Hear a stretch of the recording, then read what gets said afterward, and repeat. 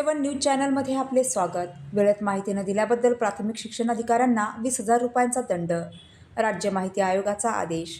माहिती अधिकार कायद्याअंतर्गत मागवलेली माहिती वेळेत न दिल्यामुळे जनमाहिती अधिकारी तथा शिक्षणाधिकारी प्राथमिक जिल्हा परिषद हिंगोली यांच्यावर 20,000 रुपयांचा दंड ठोठावण्यात आला आहे।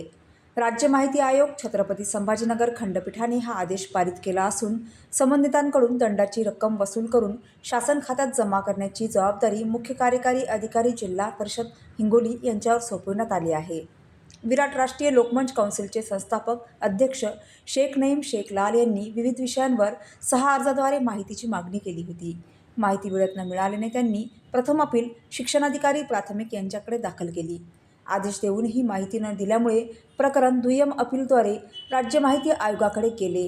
दिनांक 7 ऑक्टोबर 2025 रोजी झालेल्या एकत्रित सुनावणीनंतर आयोगाने माहिती अधिकार अधिनियम 2005 च्या कलम 7(1) चा भंग झाल्याचे नमूद करत कलम 20(1) अन्वये 20,000 रुपयांची शास्ती अंतिम केली। आदेश क्रमांक 843 दिनांक 20 जानेवारी 2026 रोजी जारी करण्यात आला आहे। A7 न्यूज चॅनलसाठी अनिस अहमद, हिंगोली।